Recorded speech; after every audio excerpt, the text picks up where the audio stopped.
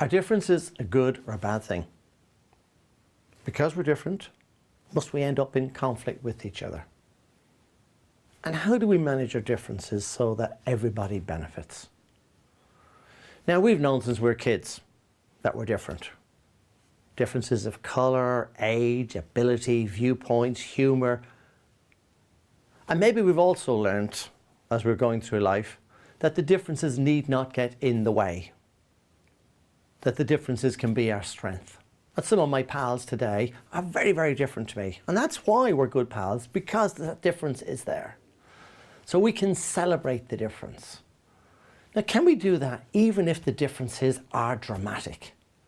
I remember once doing a team build, and one of the guys on the course lived in a boat in the middle of a nearby harbour. And when we said to him, why do you live in a boat in the middle of the harbour? And his answer was, to get as far away from people as possible. And we had a few people on that course who just couldn't get their heads around this. And they wanted to say, you're weird. Not weird, just dramatically different. That person has a strong need for space, their own space. Other people don't have that need. They have a need for company. They have a need for people.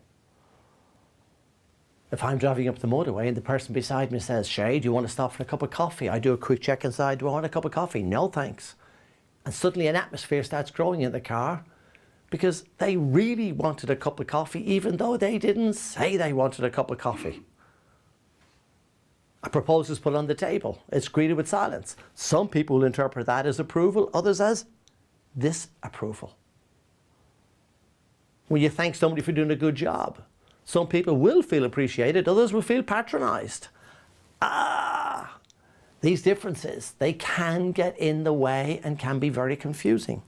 So I'm going in that direction and you're going in that direction, so we don't see eye to eye. You try something different, but we still don't see eye to eye. You try something different again, that's the time to go shopping, play a game of golf, do anything but stay in that relationship when all you want is for us all to be going in the same direction. So how do we achieve that? How do you get people who are dramatically very, very different going in the same direction? Because very often, because of our differences, we bounce off each other like this. And there's an awful lot of wastage in our relationships. Sometimes this happens. We fight each other. Massive amount of wastage and bad feeling.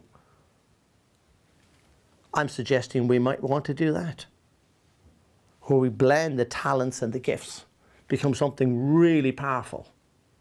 Minimal wastage. Bob Geldof is supposed to have said to Mother Teresa, I can't do what you do. You can't do what I do. But together, we can change the world. I can't do what you do. You can't do what I do. Together, we can be very, very powerful and make big differences to our world. My local football team, there's a player there called Cosmos, and he is absolutely brilliant up front. And he's excellent at taking penalties.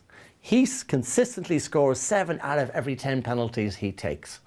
Now, he is pretty hopeless in defence and pathetic saving goals. Now, you might want to say, you have a weakness here. To overcome this weakness, we need you to practice saving goals. Is that really a good use of Cosmos' skill and time? Of course not. What might be far better and more effective is to get him practicing taking penalties, so his average goes up from 7 out of 10 to 9 out of 10. So that's another way of looking at it.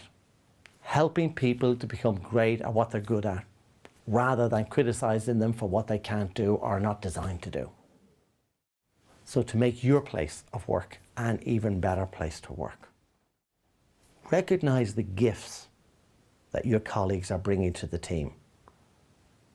And rather than criticize anybody for what they can't do, you might want to help them to become great at what they're good at.